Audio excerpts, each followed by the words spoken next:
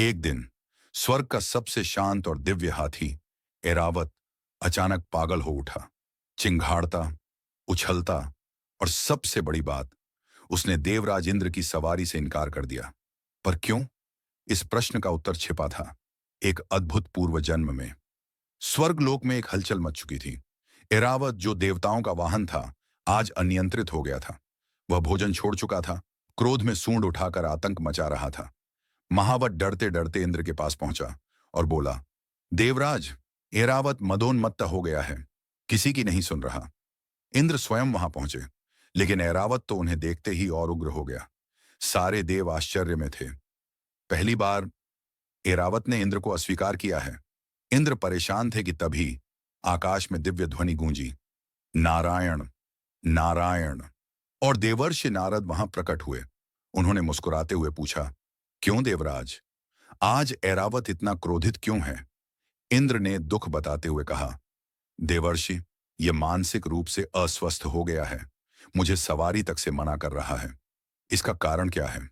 नारद ने शांत स्वर में कहा, देवराज, इसे अपने पूर्व जन्म की याद आ गई है। पुराना द्वेष जाग उठा है। इंद्र चकित हुए, क्या था इसके पूर्व जन्म में? और फिर नारद जी ने एक अद्भुत कथा शुरू की। त्रिशला नाम की नगरी, जहां पंडित विश्वबंधु प्रवचन करते थे। ज्ञान, विद्या, वाणी सब दिव्य था। राजा स्वयं उनके चरणों में बैठते थे। उसी नगर में रहता था एक साधारण, विनम्र, धर्मप्रिय गृहस्थ, वीरसेन, पूजा पाठ में लीन, अहंकार से दूर। लेकिन एक दिन पंडित विश्वबंधु के मन में गर्व का विष भर दिया गया। चेले ने कहा, गुरु जी, आपकी कथा तब तक पूर्ण नहीं जब तक वीरसेन उसे सुनने ना आए। अहंकार भड़क उठा। पंडित ने राजा से एक विचित्र मांग की, मैं तभी भोजन के लिए राजमहल आऊंगा जब मैं वीरसेन की पीठ पर बैठकर अंदर जाऊं। राजा दंग रह गए, पर वचन बंधे थे। वीरसेन को बुलाया गया और उस साधु, उस विनम्र पुरुष ने क्या कहा, यह मेरा सौभाग्य है महाराज, पंडित जी को पीठ पर बैठाकर ले जाना मेरी सेवा है। अगले दिन पंडित विश्वबंधु गर्व से वीरसेन की पीठ पर चढ़े, राजमहल में प्रवेश किया। मन ही मन बोले, आज मैंने इसका गर्व तोड़ दिया।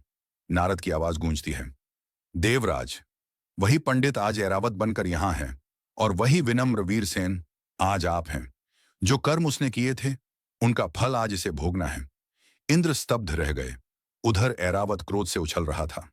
नारद आगे बढ़े, उसके कान में धीरे से बोले, पिछले जन्म की मूर्खता भूल जाओ, कर्तव्य से मत भागो, यही तुम्हारे अगले जन्म का भाग्य तय करेगा। बस इतना कहना था। ऐरावत शांत हो गया। उसकी आंखों से क्रोध धुल गया। उसने सिर झुका दिया और इंद्र के आगे नतमस्तक हो गया। इंद्र मुस्कुराए। नारद जी नारायण नारायण कहते हुए गायब हो गए। घमंड विद्या से बड़ा हो जाए तो ज्ञान भी पतन कर देता है, और विनम्रता गृहस्थ को भी देवता बना देती है। कर्म कभी पीछा नहीं छोड़ते। यही इस कथा का सत्य है। अगर आपको ये कहानी पसंद आई हो तो लाइक अवश्य करें, और ऐसी ही रहस्यमयी और दिव्य कथाओं के लिए द डिवाइन स्केल को सब्सक्राइब करें।